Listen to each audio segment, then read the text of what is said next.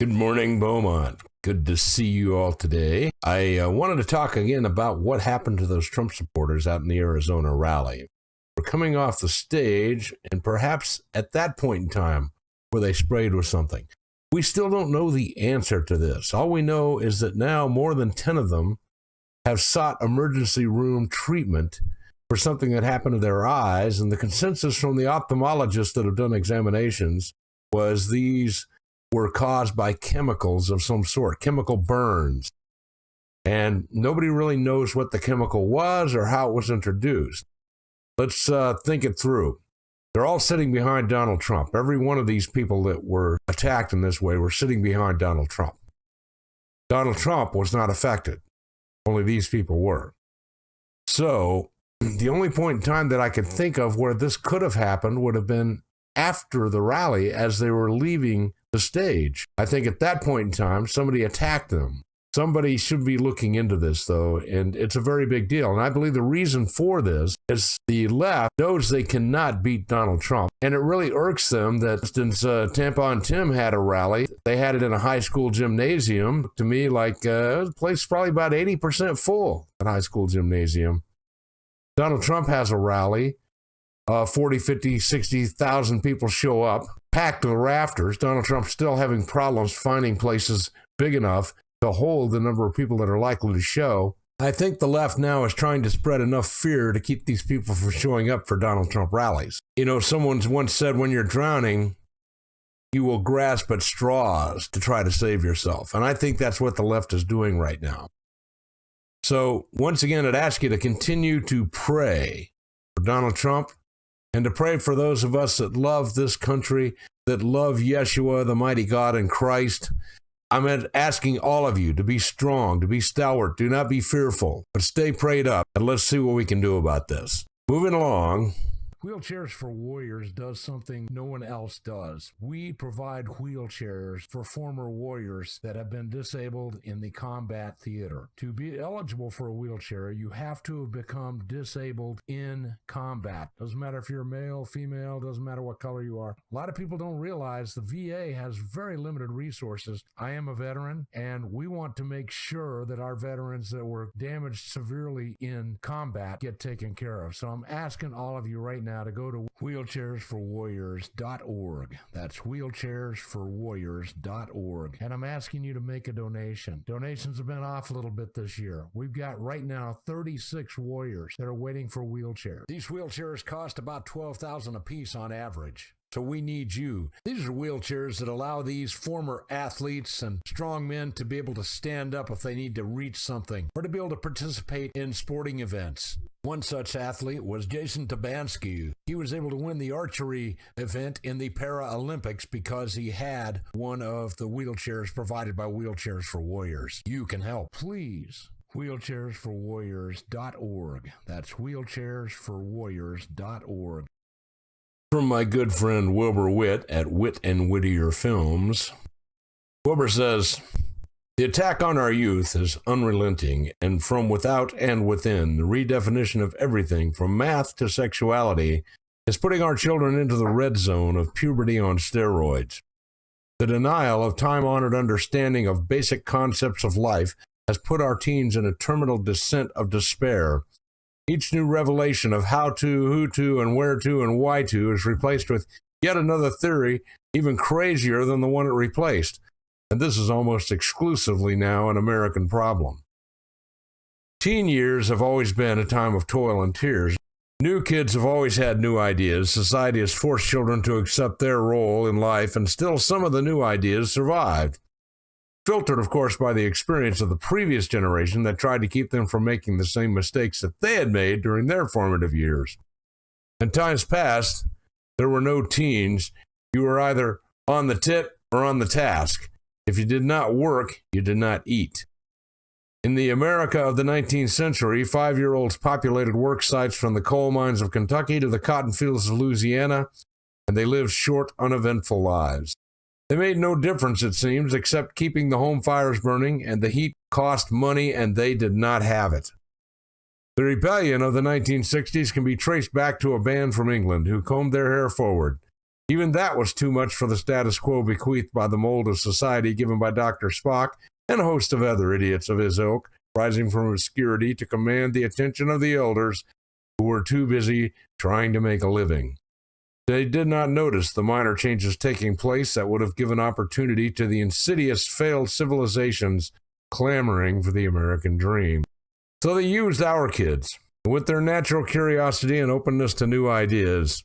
It was all about castor oil back then. Of course, wiser minds knew that too much castor oil invariably leads to diarrhea.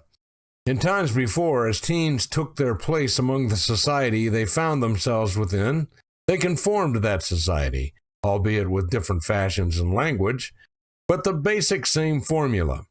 Boy meets girl, they made more boys and girls. It was simple and easy to understand because everyone could count to 2, and those who counted to 3 were outside of the norm. 2 was company, 3 was a crowd. New understandings began to appear. In spite of the obvious evidence, gender took on a whole new meaning. Gender was no longer 2, 3, or 300. It was whatever floated the sinking boat of woke philosophy. The paradox of woke is the same as the now defunct ideas from previous generations, making the implied definition of a movement the exact opposite of its real purpose. Being woke implies the awakening, the new understanding and acceptance of ideas, while the application of the concept led to a technique known as canceling. If anyone should dare challenge the canned brand of woke accepted by the masters, there were new masters now. And those failed philosophies from ancient civilizations cheered this on because they were preying on developing minds, and that was the easiest way to bring their rotten ideas into the country. They had defined liberty and opportunity for over 200 years. According to the insane ravings of the disgruntled old kraut who lived off his relatives and never took a bath, be Karl Marx, and while purporting to elevate the worker, only reinvented slavery. Made perfect sense on paper. And the teens experiencing this era still had some semblance of work ethic as they tried to shield their own children from the harsh realities of life. The country with a Bill of Rights, which is no longer taught in school. Reverence for God, no longer acknowledged. Reverence for the flag that graced the coffins of the thousands who died defending that Bill of Rights, no longer considered, because the purveyors of anarchy knew this nonsense wouldn't fly in Moscow, Beijing, or Toronto.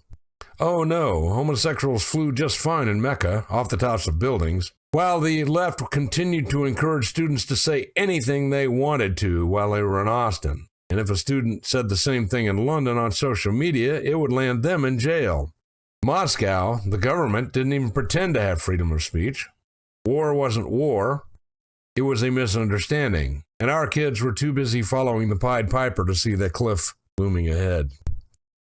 That's where we are today. Today, the mark of excellence in your child's school is to come out as gay. A drag queen teaches history to them with quite a different view of Lincoln, whom they insist had a live-in boyfriend now. And should boy meet girl and something normal should happen, Planned Infanticide has a plan for them, and it has nothing to do with parenting because everyone knows that a fetus is a virus and they have to have a cure for that. And your kids bring all of this crap right into your living room to destroy the family your grandparents left you. Well, nobody says it quite the way that Wilbur does. Wilbur Witt, you can find him, Witt and Whittier Films, on Blog Talk Radio. Well, in the good news, I guess it's good news, Ashley Babbitt's case has finally been set for trial. Unfortunately, it's just a wrongful death claim because, well, there was a police officer involved. His name was Michael Byrd. He was a lieutenant with the U.S. Capitol Police, a Brazilian immigrant. Finally, Ashley Babbitt, who was a young woman, an airman, she and her husband owned a pool business, and they were simply there on January 6th because they realized that Congress was about to do something that was heinous, horrendous, and horrible. And so they were there to protest that and to force Congress to simply punt, kick it back to the states the way that it should have been done according to the rules, or even better yet, call for a new election with paper ballots, handwritten paper ballots. Anyway, A trial date has been scheduled for July 20th, 2026. Now, this happened in January 6th, 2021, so that's 5 years. I do say that justice delayed is justice denied. But Michael Byrd, then an officer in the U.S. Capitol Police, saw her coming through a window that had just freshly broken. There was a huge crowd of people behind her. He could see her head and her arms as she was pinned in the window, so she was obviously no threat to anyone because it was taking her a while to wriggle her way through there. But he said, the best thing I can do is to follow through with what I said on Facebook, Lieutenant Michael Byrd said, and kill a Trump supporter. And so he shot her. Shot her dead right there and then. They pulled her out of the window, tried to revive her, but she died. She bled out right there.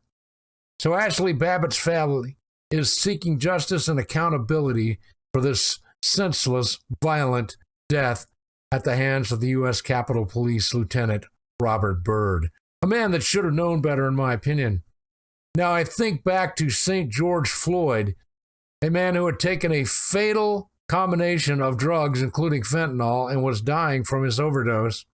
And he asked to lay down on the street. He said, I've got to lay down. I got to lay down. I got to lay down.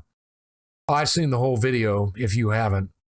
And meanwhile, the police officer comes up there to attend him to try to see what he could do to A, arrest the guy, but B, to ease his discomforts to some degree. Well, that police officer ended up getting charged with murder, didn't he? He's in jail. He was in jail less than a year after the death.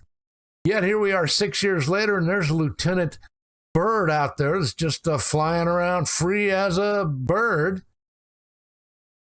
And this is not going to change that. What this is going to do is this is going to divest the American people of $30 million. Oh, I want the Babbitt family to get that money. But nonetheless, it shouldn't be this way. Let us not forget that Lieutenant Byrd was not wearing uniform. He did not identify himself as a police officer. He just reached out there and shot her because he said that he was going to kill a Trump supporter. That Facebook page, of course, has since been erased, so you'll just have to take my word for it. Justice delayed is, in my opinion, justice denied, but perhaps justice anyway in July of 2026. That said, I hope you have a great day today in Beaumont. And don't forget my Saturday show coming up this Saturday. It's an hour long, and we're going to get on a lot of really good stuff. See you then.